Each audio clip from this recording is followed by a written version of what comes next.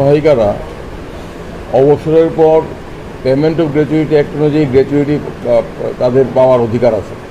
আজকে মাননীয় উচ্চ আদালত এক গুরুত্বপূর্ণ রায়ে স্পষ্টভাবে বলেছেন অঙ্গনারী কর্মী সহায়িকারা যারা আইসিডিএস স্কিমে কাজ করছেন এবং যারা অবসরে গেছেন তাদেরকে গ্র্যাচুইটি দিতে হবে পেমেন্ট অফ গ্র্যাচুইটি অ্যাক্টে, এবং সেটা দিতে হবে অবসরের 30 দিনের মধ্যে।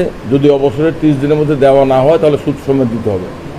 আমরা এই রায়ে আমরা খুশি, কারণ অঙ্গনারী কর্মী সহায়িকারা তারা তৃণমূল স্তরে সামান্য মজুরির বিনিময়ে অত্যন্ত গুরুত্বপূর্ণ দায়িত্ব পালন করেন। তারা বঞ্চিত। এই সরকার তাদের বঞ্চনা দূর করেনি।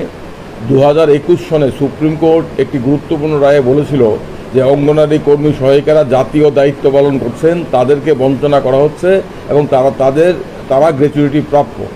আমরা আশা করেছিলাম, এই রাজ্যের অঙ্গনারী কর্মী সহায়িকারা আশা করেছিল রাজ্য সরকার সুপ্রিম কোর্টের রায় মোতাবেক এই রাজ্যের অঙ্গনারী কর্মী সহায়িকাদের অবসরের পর গ্র্যাচুইটি দেবেন। কিন্তু আমরা দেখলাম রাজ্য সরকার তাদের দাবির প্রতি, তাদের বঞ্চনার প্রতি বিন্দুমাত্র দৃষ্টিপাত করেননি। রাজ্য সরকার সুপ্রিম কোর্টের নির্দেশ থাকা সত্ত্বেও এই রাজ্যের মন্ত্রিসভা, এই রাজ্যের আমলাকুল সুপ্রিম কোর্টের নির্দেশকে বৃদ্ধাঙ্গুষ্ঠ দেখিয়ে অবসরপ্রাপ্ত অঙ্গনারী কর্মীদের বলেছে যে তোমরা গ্র্যাচুইটি পাবে না। এর বিরুদ্ধে মামলা হয়েছে। আজকে একটি মামলায়, যে মামলাটি 20 জন অঙ্গনারী কর্মী সহায়িকারা করেছেন, সেই মামলায় মাননীয় বিচারপতি এস দত্ত প্রকাশিত স্পষ্টভাবে বলেছেন অঙ্গনারী কর্মী সহায়িকারা অবসরের পর গ্র্যাচুইটি প্রাপ্য। দি পেমেন্ট অফ গ্র্যাচুইটি অ্যাক্ট তাদের ক্ষেত্রে প্রযোজ্য। এই রায়ের ফলে এই রাজ্যের সমস্ত অঙ্গনারী কর্মী সহায়িকারা উপকৃত হবেন এবং তাদের দীর্ঘদিনের বঞ্চনার একটি সমাধান হলো। তারা আইনের দরজায় এসে অধিকার আদায় করতে পারলেন এবং এটা তাদের কাছে অত্যন্ত খুশির খবর। এবং আইনজীবী হিসাবেও আমরা খুশি যে অঙ্গনারী কর্মী সহায়িকাদের পক্ষে দাঁড়িয়ে আমরা তাদেরকে একটা বিজয় দিতে পেরেছি। এটা তাদের বিরাট জয়। আমরা জাতি হিসাবে, রাজ্যবাসী হিসাবে অঙ্গনারী কর্মী সহায়িকাদের কাছে কৃতজ্ঞ, কারণ আমরা জানি করোনার সময় কিংবা বিভিন্ন সময়ে অঙ্গনারী কর্মী সহায়িকারা শিশু সুরক্ষা, প্রসবকালীন সময়ে মেয়েদের সুরক্ষার ক্ষেত্রে, অন্যান্য ক্ষেত্রে অত্যন্ত গুরুত্বপূর্ণ দায়িত্ব পালন করেন। কিন্তু তাদের বঞ্চনার 12 মশার কোনো শেষ নেই।